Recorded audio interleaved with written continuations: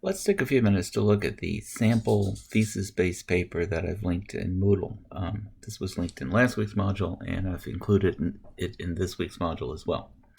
If you haven't read it yet, pause here, take a few minutes, pull up the PDF, and read through it. I think I'd like your first impressions of the paper to be part of what you compare as I kind of read through it on my side. Back if you took a pause to read the paper. So this is a paper that is a response to an assignment my colleague Mr. Russell gives, in which one of the options is for students to write about how the American dream is portrayed in film. So the controlling question for the paper would have been something like, how was the American dream portrayed in film? In that regard, there's a lot to like about the paper. It uses 3 really interesting films. The student seems to be on really solid ground when he or she is writing about the individual films. As I read the paper, I would see it as a pretty solid B paper that could easily become an A paper if it had more coherence, more cohesion, really, I guess, sort of the topic this week. I'll do a separate presentation in which I talk about those themes and how they're done well in the 2 sample papers. But I want to point out here how that becomes an issue, especially in the sense that it makes it sort of difficult for the reader to follow along, not because the sentences are confusing or the ideas are incomplete, but just the overall structure of the paper. So let's begin with that opener here. A well-known pastime for the American people is the consumption of media, especially media that portrays the depiction of the American dream. I'm not so sure about that. That's a well-known pastime. I think one of the things I would be trying to establish here early on is that maybe what we expect to see about the American dream or isn't what we get. And that seems to work along better with what I think the thesis eventually becomes. Another way to approach this would be many Americans sort of get their ideas about the American dream in films, and what they see there is sort of skewed, and that's the idea that is developed a little later in the paragraph. I'd begin with that. This middle part that I've highlighted here is kind of confusing and in a way a little bit misleading. Whenever you present a list like this, especially in the first paragraph, I think your reader is going to be looking for these elements in the paper. I kind of did that. That's sort of why I highlighted them, expecting to go and find them later in the paper.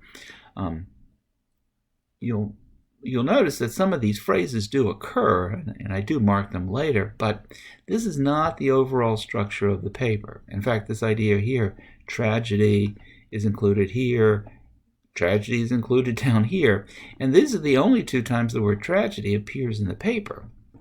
I actually searched for the word, and it only appears actually in the same sentence. So rather than delivering this particular piece of content, I think the writer could probably be doing better justice by laying out maybe what the assumptions people have about the American dream, that it's about people,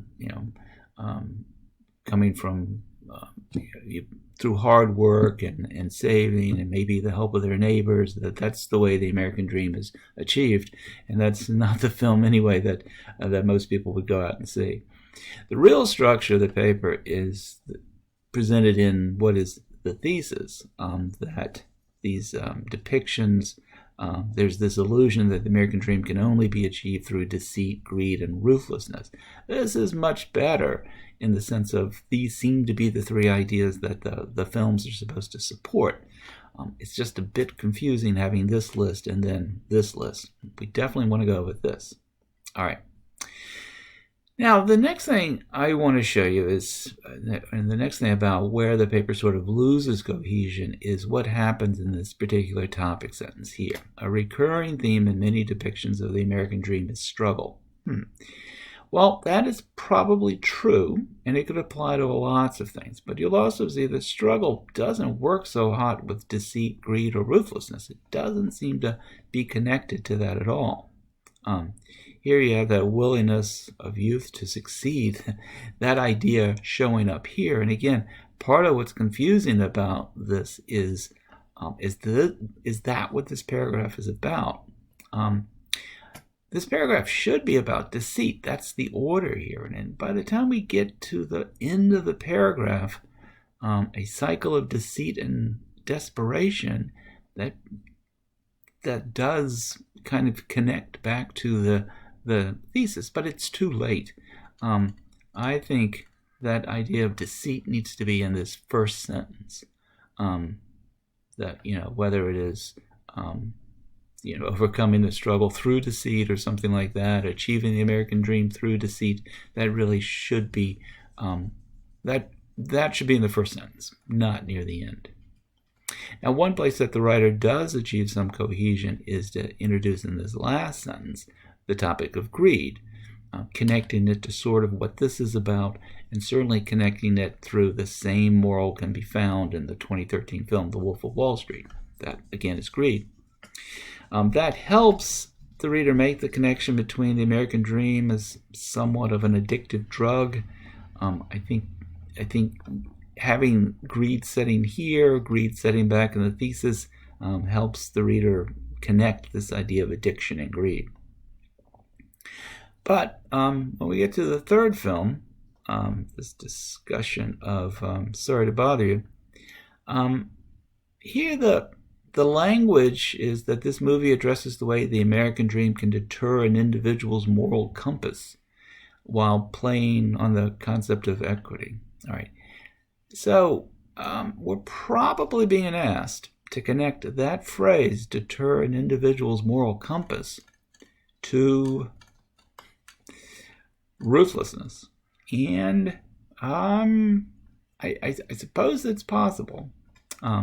I would recommend at this point maybe including the word ruthless or ruthlessness somewhere in this topic. It works like a charm. It reminds the reader of we're connecting back to that key idea of the thesis.